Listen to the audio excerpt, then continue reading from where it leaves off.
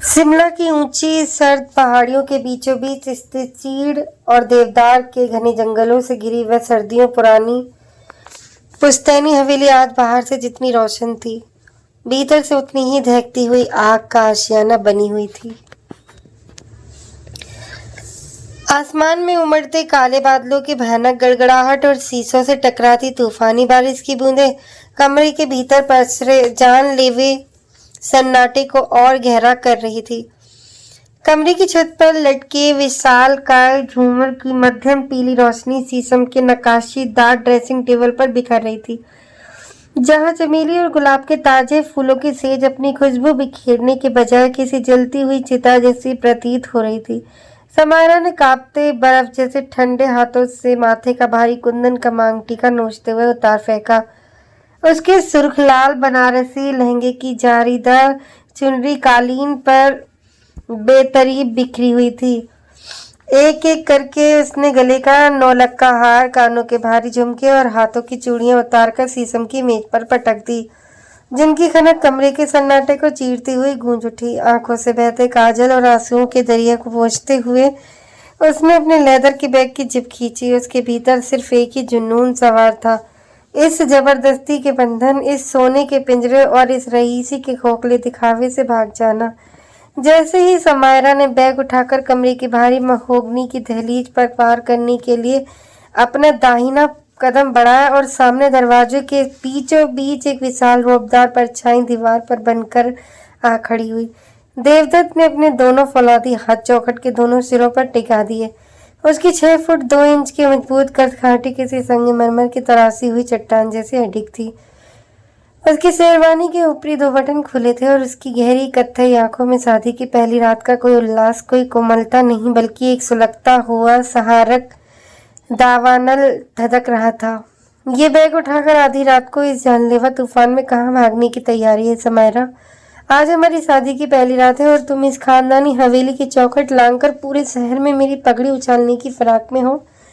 देवदत्त की आवाज में एक सर्द सन्नाटा और ऐसा खौफनाक आवाज ठहराव था जो किसी भी कमजोर दिल इंसान की रूह को कपा दे। समायरा ने अपनी भीगी सुर्ख पलकें उठाई। डर उसके रोम रोम में समाया हुआ था, लेकिन अपने आहत स्वाभिमान की आग में उसने अपनी पूरी नफरत अपनी आंखों में समेटते हुए सीधे उसकी आंखों में नजरें दौड़ा दी। मैं इस दिखावे की कैद में एक सांस भी नहीं ले सकती देवदत्त।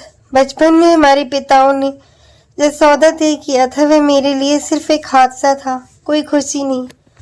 मेरे दिल में आपके लिए ना कोई जगह थी, ना कभी होगी। मुझे इस जबरदस्ती के रिश्ते से अभी और इसी वक्त आज़ादी चाहिए। छोड़िए मेरा रास्ता। समायरा ने अपना बैग सीने से हटाया और उसे थजाकर बताकर किनारे से निकलने की कोशिश की, लेकिन अगले ही पल देवदत्त का हाथ किसी शिकारी चीते की फुर्ती से आगे बढ़ा और उसने समायरा की नाजुक कंगन विहीन कलाई को अपनी फौलादी मुट्ठी में जकड़ लिया।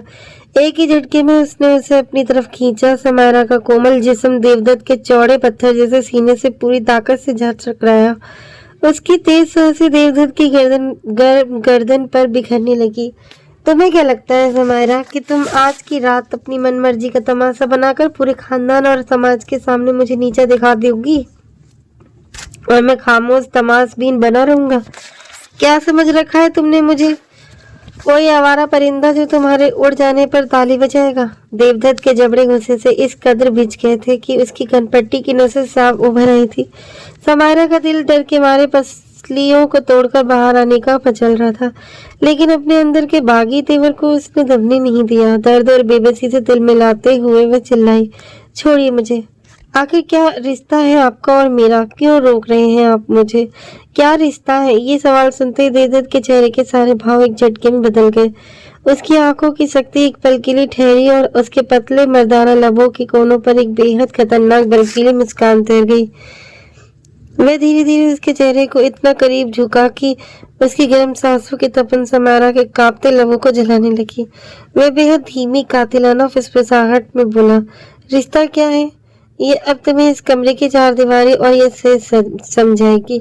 आइंदा ये सवाल अपनी जुबान पर मत लाना, वरना 9 महीने बाद जब तुम्हारी कोख में मेरा वारिस सांस ले रहा होगा, तब तुम्हें इस रिश्ते की हर परत, हर एक हाँ, का बहुत अच्छी तरह समझ आ जाएगा।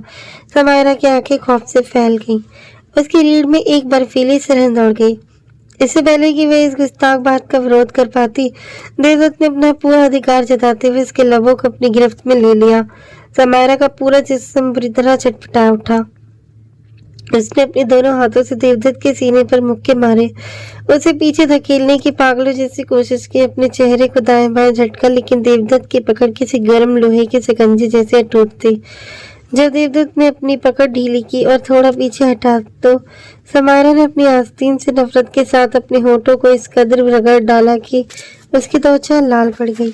वह चीख पड़ी, मैंने कहा ना छोड़िए मुझे, मैं नहीं मानती इस शादी को, मैं कभी आपकी पत्नी नहीं बनूंगी। देवदत्त ने अपनी शेरवानी उतारकर एक तरफ तो सोफे पर फेंक दी और गहरी भारी सांस लेते हुए बालकनी के कांच के दरवाजे की ओर बढ़ गया।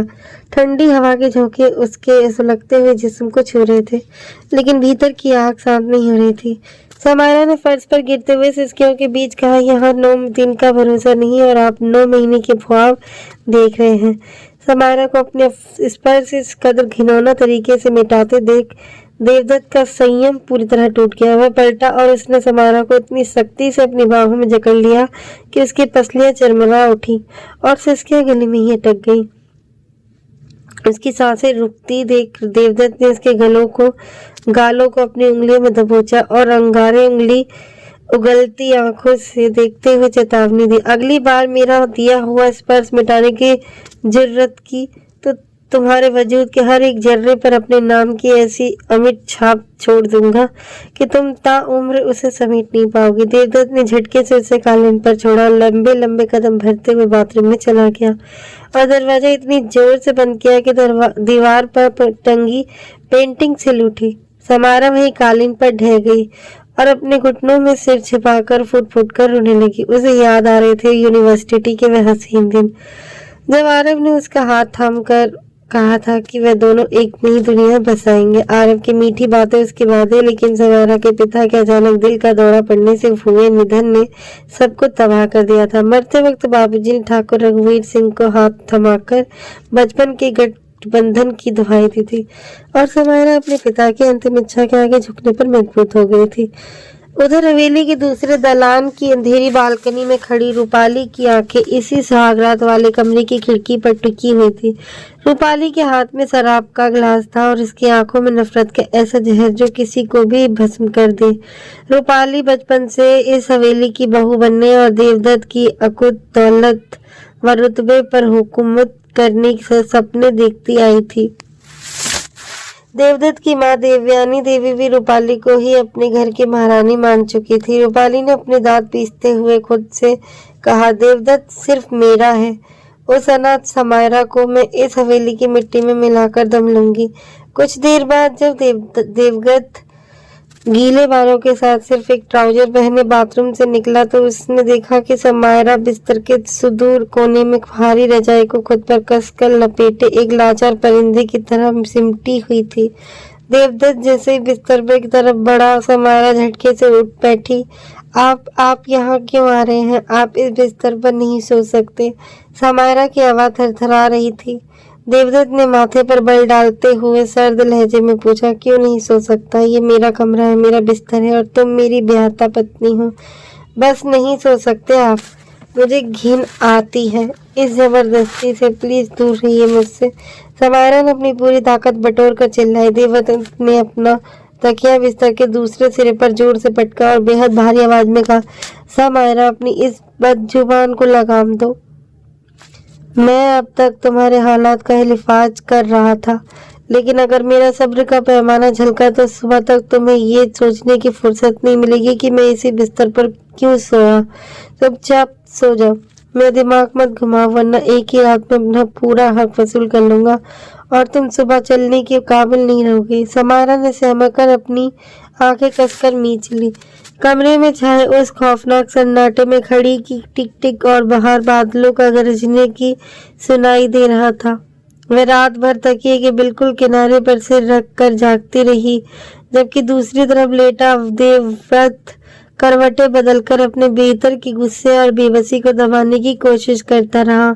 अगली सुबह जब पहाड़ों पर धुंध छठी तो हवेली के विशाल डाइनिंग हॉल में तनाव की एक भारी चादर बिछी हुई थी। देवदत्त के पिता ठाकुर रघुवीर सिंह अपनी चाय की प्याली हाथ में थामे संजीदगी से अखबार देख रहे थे। तभी देवयानी देवी रेशमी साड़ी का पल्लू कमर में घोंसती हुई गुस्से से तमतमाती वहां पहुंची। आपने किस हक से उस अनाथ और कंगाल लड़की को इस खानदान की कुलवधू का ताज पहना दिया? रघुवीर जी, आप अच्छी तरह जानते थे कि देवदत्त और रूपाली का रिश्ता हमारे दिलों में तय हो चुका था। फिर आपने समायरा को इस घर में लाकर हमारे खानदान की नाक कटाने को फैसला क्यों लिया? देवयानी देवी की आवाज जहर घुला था। रघुवीर सिंह ने बहुत आहिस्ता से अपना चश्मा उतारकर मेज पे रखा और अपनी भारी प्रभावशाली आवाज में कहा, देवयानी, अपनी जुबान पर लगाम लगाओ और अपनी आवाज नीचे रखो। समायरा के पिता वीरेंद्र मेरे सिर्फ दोस्त नहीं, मेरे सगे भाई जैसे थे। बचपन में जब हम दोनों ने अपने बच्चों का गठबंधन तय किया था, तब वे हमारी जुबान और इस खानदान का अटल वचन था। वीरेंद्र ने मरते वक्त अपनी बेटी का हाथ मेरे हाथ में सौंपा था। मैं अपनी शान के लिए अपने उसूलों और अपने दोस्त की अंतिम अमानत को ठोकर नहीं मार सकता था। समायरा इस हवेली की बड़ी बहू है और यही अंतिम सत्य है।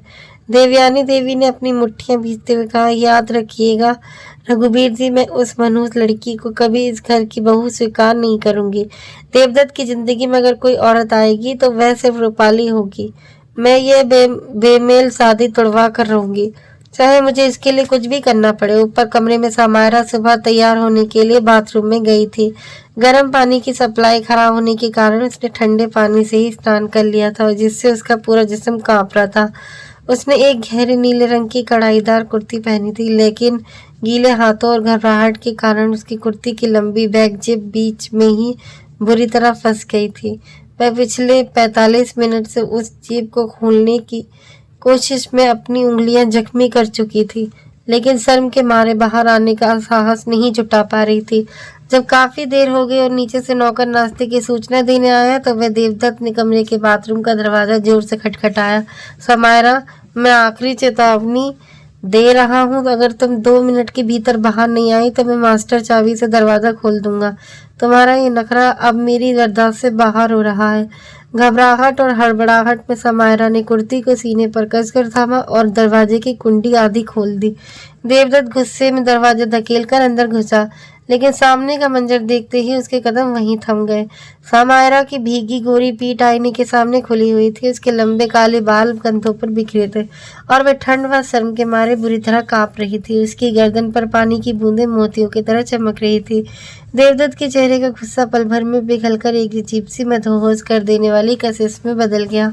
कमरे का तापमान एकाएक बढ़ गया। वह धीमे सदे कदमों से समायरा के ठीक पीछे आ खड़ा हुआ। समायरा ने डरकर आगे भागने की कोशिश की, लेकिन देवदत्त ने अपना मजबूत दाहिना हाथ आगे बढ़ाकर उसकी भीगी पतली कमर को थाम लिया और उसे एक ही झटके में अपने गर्म सीने से सटा लिया। दोनों के जिस्मों की गर्माहट एक दूसरे में घुलने लगी। समायरा के रोंगटे खड़े हो गए जब देवदत्त की गर्म उंगलियों का पहला स्पर्श उसकी रीढ़ की हड्डी पर पड़ा। देवदत्त ने बेहद नरमी और कोमलता से उस अटकी हुई जिब के हुक को सुलझाया और धीरे धीरे उसे ऊपर की ओर खींच दिया। दोनों की नजरें आईने में एक दूसरे से टकराई। समायरा की भीगी झुकी हुई पलकें और देवदत्त की गहरी प्यासी नजरें कुछ पलों के लिए जैसे वक्त के दायरे में बाहर निकल गई, लेकिन जैसे ही जिब बंद हुई, देवदत्त ने खुद को संयमित किया और बिना एक भी लफ्ज कहे तेजी से कमरे से बाहर निकल गया। समायरा ने अपने धड़कते दिल पर हाथ रखा और आईने में अपनी लाल पड़ती गालों को देखा। उसने खुद को डांटा और ड्रॉयर उठाकर अपने लंबे बालों को सुखाने लगी। वह इतनी खोई हुई थी कि उसे पता ही नहीं चला कि देवदत्त कब दोबारा अंदर आया। देवदत्त ने उसके हाथ से ड्रॉयर छीना और खुद अपने बाल सुखाने लगा। बाल सूख गए हो तो नीचे चलो, माँ और पापा नाश्ते की मेज पर इंतजार कर रहे हैं, देवदत्त ने रूखेपन का नाटक करते हुए कहा। जब वे दोनों नीचे डाइनिंग हॉल में पहुंचे तो सन्नाटा और गहरा हो गया। मेज पर देवयानी देवी, रूपाली और रघुवीर सिंह जी बैठे थे। समायरा ने जब डरी डरी चाल से नीचे उतरी तो रूपाली की जलती हुई नजरों ने उसके नीले लिबास और उसकी झुकी हुई पलकों को घूरा। राजवीर सिंह ने प्यार से समायरा के सिर पर हाथ रखा और कहा, बेटा बैठो। समायरा, नाश्ता करो, ये तुम्हारा अपना घर है। समायरा ने अब कांपते हाथों से बैठकर टुकड़ा उठाया। तभी देवदत्त ने अपनी घड़ी देखते हुए कहा, पापा, मुझे कुछ घंटों के लिए फैक्ट्री और साइड ऑफिस जाना होगा। रिसेप्शन से पहले कुछ जरूरी पेपर साइन करने हैं। मैं शाम तक सीधे होटल पहुंचूंगा। देवदत्त के जाते ही रघुवीर सिंह के फोन आने पर बाहर निकलते ही माहौल का जहर खुलकर सामने आ गया। देवयानी देवी ने अपनी कुर्सी से टेक लगाते हुए सर्द आवाज में कहा, इस घर में ज्यादा पैर पसारने की जरूरत नहीं है समायरा।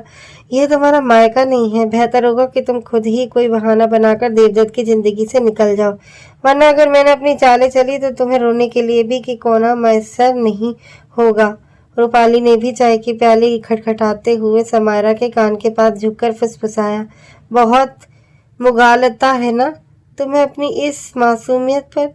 देखना समायरा, आज शाम के रिसेप्शन में मैं तुम्हारा वो आश्चर्य करूंगी कि देवदत्त खुद तुम्हें धक्के मारकर इस हवेली से बाहर निकालेगा। शाम ढलते ही शिमला के सबसे आलीशान 5 सितारा रिसोर्ट में दोनों खानदानों की प्रतिष्ठा का प्रतीक बना भव्य रिसेप्शन शुरू हुआ। पूरा बैंकेट हॉल ताजे सफेद लिली और आर्किड्स और गुलाबों की मनमोहक खुशबू से महका था। शहर के तमाम बड़े उद्योगपति, राजनीतिक, न्यायाधीश और रसूखदार हस्तियां वहां मौजूद थी। देवदत्त काले रंग के शाही टक्सीडो में बेहद प्रभावशाली और आकर्षण लग रहा था, जबकि समायरा गहरे मरून रंग के भारी लहंगे और हीरे जवाहरात के गहनों में सजी किसी मलिका जैसी लग रही थी। लेकिन उस चमक धमक के पीछे उसके चेहरे पर छाई बेबसी और उदासी का अंधेरा साफ झलक रहा था। रूपाली वाइन का गिलास हाथ में लिए लगातार समायरा की सहेलियों और रिश्तेदारों के बीच घूम कर देवदत्त के साथ अपनी पुरानी मुलाकातें और झूठे किस्सों की चर्चा कर रही थी। वे बार बार समायरा के करीब आकर ताने मारती, देखो समायरा, देवदत्त किस तरह सबसे मिल रहा है, उसे तुम्हारी कोई परवाह नहीं है, तुम सिर्फ एक मजबूरी हो जो कुछ ही वक्त में सड़क पर फेंक दी जाएगी। रूपाली के इन तीखे खंजर जैसे तानों, देवयानी देवी की नफरत भरी नजरों और यूनिवर्सिटी में आरव के धोखे की यादों ने मिलकर समायरा के दिमाग में एक भयानक बवंडर खड़ा कर दिया। उसका दम घुटने लगा। उसे लगा कि पूरी महफिल उसका मजाक उड़ा रही है। जब देवदत्त मन से नीचे उतर कर शहर के पुलिस कमिश्नर और बड़े व्यापारियों से हाथ मिला रहा था, समायरा ने अपनी सुध बुध पूरी तरह खो दी। आहत स्वाभिमान और घुटन के चरम पर पहुंचकर वह लड़खड़ाते कदमों से स्टेज से नीचे उतरी और हॉल के बिल्कुल बीचों बीच, जहां झाड़ फूस की तेज रोशनी पड़ रही थी, जाकर पूरी ताकत से चीख पड़ी, मुझे आप सबके सामने देवदत्त से कुछ कहना है। इस शादी का असली सच सबको बताना है। समायरा की आवाज गूंजते ही पूरे बैंक्वेट हॉल का बजता हुआ ऑर्केस्ट्रा और संगीत एकाएक थम गया। सैकड़ों मेहमान की हंसी टिटोली सन्नाटे में तब्दील हो गई। सभी की निगाहें समायरा के बदहवास चेहरे पर टिक गई। देवदत्त ने पलक झपकते ही स्थिति की भयावहता को भांप लिया। उसके चेहरे की रंगत पल भर में कठोर हो गई। वह किसी आंधी की तरह आगे बढ़ा। उसने समायरा की कलाई को अपनी लोहे जैसी पकड़ में लिया और मेहमानों के कुछ बोलने या समझने से पहले ही उसे लगभग घसीटते हुए बैंक्वेट हॉल के पिछले हिस्से में अंधेरे और सुनसान गार्डन टेरेस की तरफ ले गया। वहाँ चारों तरफ घना अंधेरा, देवदार के ऊंचे पेड़ और भयानक सन्नाटा था। देवदत्त ने समायरा को पीछे पत्थर की डंडी दीवार से पूरी सख्ती से हटा दिया। उसकी आंखें क्रोध से दहक रही थी। क्या तमाशा करने जा रही थी तुम वहां समायरा? पूरे शहर के संभात लोगों के सामने मेरे खानदान की 100 साल पुरानी इज्जत की बोली लगाने का इरादा था तुम्हारा? देवदत्त की दहाड़ ने रात के सन्नाटे को चीर दिया। समायरा के सब्र, मर्यादा और विवेक का भान पूरी तरह टूट चुका था। उसने अपनी सिसकियों को रोकते हुए बिना सोचे समझे वह कह दिया कि जो किसी भी पुरुष और आत्मसम्मान पर दुनिया का सबसे जहरीला वार हो सकता था। इज्जत? कैसी इज्जत? जो रिश्ता सिर्फ कागजों का झूठ है, उसकी क्या इज्जत? मैं पूरी दुनिया को चिल्ला चिल्ला कर बताऊंगी कि आप नामर्द हैं। हमारा कभी कोई शारीरिक या रूहानी रिश्ता नहीं बन सकता, क्योंकि आप में वह कुव्वत ही नहीं। आप मुझे एक औरत की तरह कभी संतुष्ट नहीं कर सकते। आप सिर्फ एक खोखला मर्द होने का ढोंग करते हैं। इसीलिए मुझे ये शादी तोड़नी है और आपसे आजादी चाहिए। समायरा की ये जहरीले तीखे शब्द हवा में गूंज कर जैसे जम गए। उस सन्नाटे में सिर्फ हवा की सहसाएं सुनाई दे रही थी। देवदत्त के चेहरे का रंग पहले सफेद पड़ा, फिर उसकी आंखों में अविश्वास की एक लहर दौड़ी और अंत में उसकी जगह एक ऐसा खोखला, जानलेवा और सहारक भाव आ गया जिसे देखकर समायरा का कलेजा मुंह का आ गया। देवदत्त ने समायरा की तरफ एक धीमा और नप्पा तुला कदम बढ़ाया। उसके चेहरे पर अब कोई गुस्सा नहीं था, बल्कि एक ऐसी बर्फीली जानलेवा शांति थी जो कयामत से पहले आती है। उसने समायरा की ठुड्डी को अपनी उंगलियों के सिकंजे में इतनी बेरहमी से कसा कि समायरा की आंखें दर्द से डगबगा गई। उसने बेहद धीमी सपाट आवाज में कहा, डील समायरा की गिग्गी बन गई। उसकी रीढ़ में सिरन दौड़ गई। तो तुमने मुझे नामर्द होने का सर्टिफिकेट थमाया है। समारा, बहुत खूब। मुझे तुम्हारी ये चुनौती, तुम्हारी ये डील पूरी तरह मंजूर है। अब मैं तुम्हें दिखाऊंगा कि जिस मर्द को तुमने भरी महफिल के पीछे ललकारा है वह क्या क्या कर सकता है। अब तुम इस रिश्ते, इस हवेली और मेरी जिंदगी से कभी आजाद नहीं हो पाओगी। तुम मेरी कैद में रहोगी तब तक जब तक मैं अपनी मर्दानगी का ऐसा सबूत तुम्हारी रूह तक ना उतार दूं कि तुम्हारी अगली 7 पीढ़ियां भी उसे याद रखें। देवदत्त ने झटके से उसकी कलाई पकड़ी और उसे घसीटते वापस वेंकट हॉल की चौखट पर लाकर खड़ा कर दिया। बोले, समायरा, अब कहो इन सबके सामने वही अल्फाज जो तुमने अभी मुझसे कहे। देवदत्त की आवाज में ऐसी खनक थी जिसने पूरी महफिल को हिला दिया। समायरा की जुबान और जैसे सूखकर पत्थर बन चुकी थी। सामने खड़े ठाकुर रघुवीर सिंह अपनी ममियाती और विश्वास भरी आंखों से उसे देख रहे थे। समायरा का जमीर और उसके बाबूजी के संस्कार जाग उठे। वह उस दयालु बुजुर्ग और खानदान की प्रतिष्ठा पर इतना घिनौना कीचड़ नहीं उछाल सकी। भारी महफिल का दमघुटू जवाब और देवदत्त की जलती हुई नजरों का वजन में बर्दाश्त नहीं कर पाई। उसकी आंखों के आगे अंधेरा छा गया और वह लड़खड़ाकर गिरने लगी। लेकिन इससे पहले कि वह फर्श को छूती, देवदत्त की मजबूत बाहों ने उसे हवा में ही थाम लिया। उधर पहाड़ों पर बादल फटने जैसी बारिश शुरू हो चुकी थी। हाईवे पर बड़े बड़े बोल्डर और चट्टानें गिरने से शहर की हवेली का रास्ता पूरी तरह बंद हो गया था। देवदत्त ने समायरा को बेहोशी की हालत में अपनी एसयूवी की पिछली सीट पर लेटाया और गाड़ी को शहर की तरफ ले जाने के बजाय पहाड़ों के सबसे ऊपरी छोर पर स्थित अपने एकांत कॉटेज की तरफ मोड़ दिया। तकरीबन 1.5 घंटे के बाद जब समायरा की आंखें खुली तो उसने खुद को एक अनजान, आलीशान लेकिन पूरी तरह सुनसान लकड़ी के कॉटेज के मास्टर बेडरूम में पाया। कमरे के कोने में बनी बड़ी चिमनी देवदार की लकड़ियां धू धू कर जल रही थी, जिससे कमरे में एक हल्की लाल सुनहरी रोशनी और गर्माहट फैली थी। सामने लेदर के सिंगल सोफे पर देवदत्त बैठा था। उसकी आंखों में लाल अंगारे चमक रहे थे और उसके हाथ में जलती हुई सिगरेट से उठता धुआं उसके चेहरे को और रहस्यमयी बना रहा था। समायरा घबराकर बिस्तर से उतरी और पागलों की तरह दरवाजे की ओर भागी। उसने पीतल का हैंडल घुमाया और लेकिन दरवाजा बाहर से भारी तालों में बंद था। ठीक उसी वक्त आसमान में बिजली इतनी जोर से कड़की कि पूरा कमरा चौंधिया गया। समायरा ने अपने कानों पर हाथ रखकर एक दर्दनाक चीख मारी। उसे अपने ठीक पीछे देवदत्त के भारी बूटों की आवाज सुनाई थी। देवदत्त ने एक ही झटके में उसे कमर से पकड़ा, घुमाया और लकड़ी के दरवाजे से चिपका दिया। नहीं, प्लीज देवदत्त, मारना मत मुझे।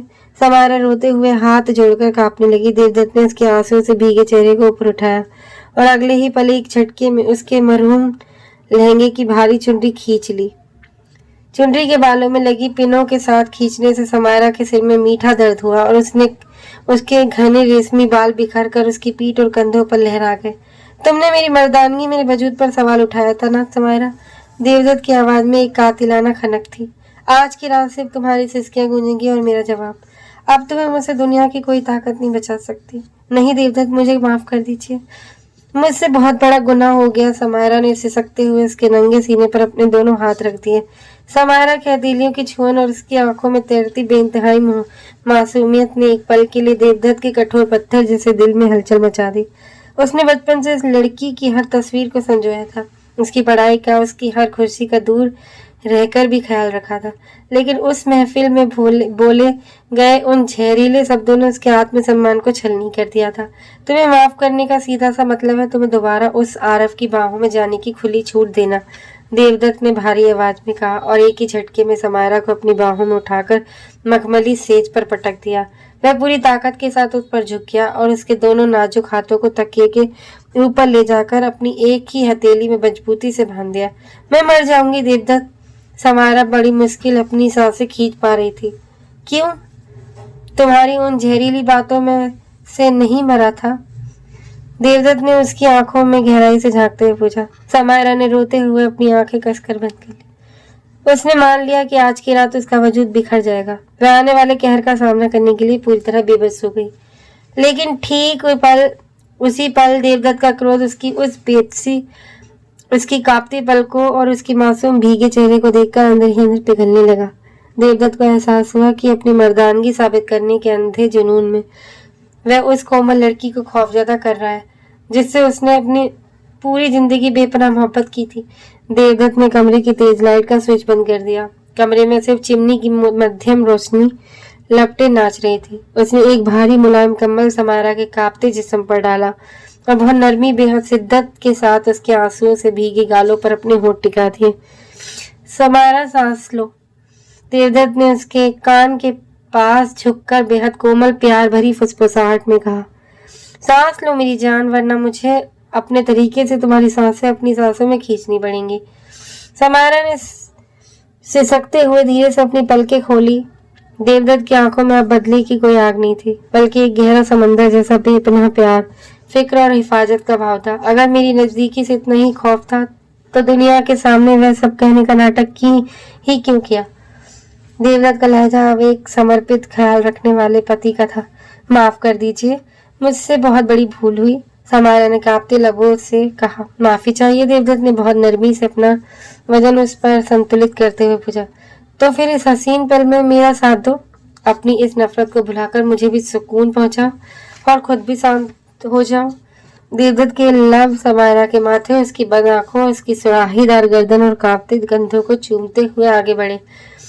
उस तूफानी रात में बाहर गिरती मूसलाधार बारिश के संगीत और अंदर चिमनी की गर्माहट के बीच देवदत्त के रूहानी बेहद कोमल और समर्पित स्पर्श ने समारा के दिल से आरव का हर एक ख्याल, हर एक कड़वाहट हमेशा के लिए धो दी।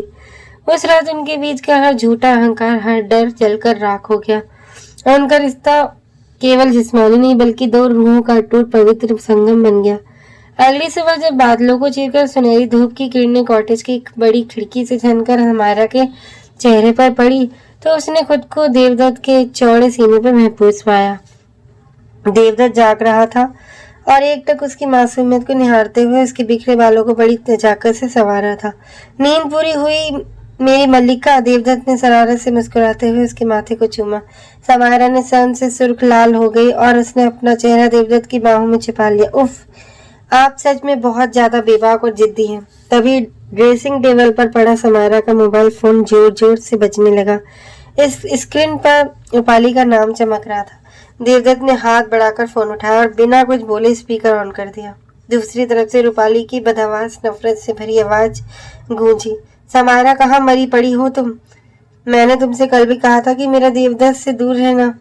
अगर तुमने आज शाम तक उस हवेली को हमेशा के लिए नहीं छोड़ा तो मैं तुम्हारा वो हाल करूंगी कि तुम इस दुनिया में किसी को मुंह दिखाने लायक नहीं रहोगी। बस तुम हवेली वापस आओ, फिर देखना मैं तुम्हारा क्या बंदोबस्त करती हूँ। कॉल काटते ही देवदत्त के माथे की नसें तन गई और उसके जबड़े भिज गए। उसे समझ आ गया कि समारा के भोले मन में इस कदर नफरत और खौफ का जहर किसने भरा था। उसने समारा को कसकर गले से लगाया और उसके सिर पर हाथ फेरते हुए कहा, अब तुम्हें इस दुनिया में किसी से डरने की जरूरत नहीं है समारा। जब तक तुम्हारे ये ढाल तुम्हारे साथ है कोई तुम्हारा बाल भी बांका नहीं कर सकता। दोपहर में जब वे दोनों हवेली पहुंचे तो समारा के चेहरे पर खिली नई नवेली दुल्हन की चमक, मांग में भरा गहरा सिंदूर और देवदत्त के हाथ में उसका हाथ देखकर रूपाली के पैरों तले से जमीन खिसक गई। देवयानी देवी भी दोनों के बीच की इस गजब की नजदीकी और प्यार को देखकर दंग रह गई। अपनी हार को सामने देखकर रूपाली पूरी तरह पागल हो उठी। उसने अपनी आखिरी और सबसे घिनौनी चाल चलने की साजिश रची।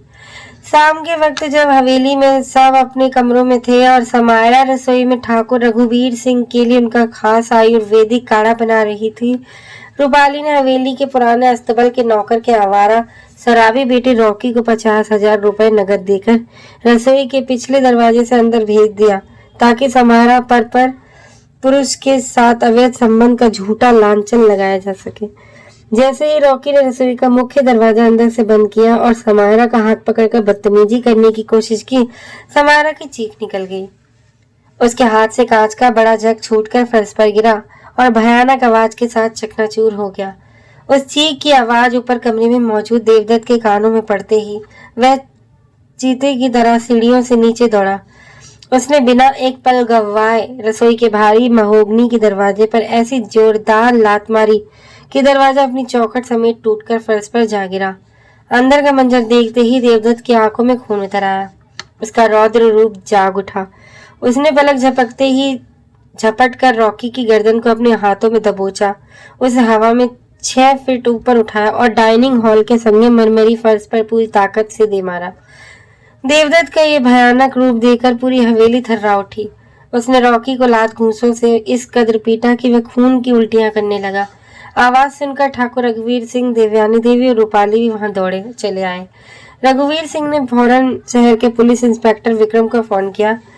जब पुलिस की सायरन बजती गाड़ियां हवेली के आंगन में रुकी और इंस्पेक्टर विक्रम ने अपनी रिवॉल्वर निकाली तो अड़बड़े पड़े रॉकी ने अपनी जान की भीख मांगते हुए हाथ जोड़कर पूरी सच्चाई उगल दी। मुझे माफ कर दीजिए ठाकुर साहब, मैं अपनी मर्जी से नहीं आया था।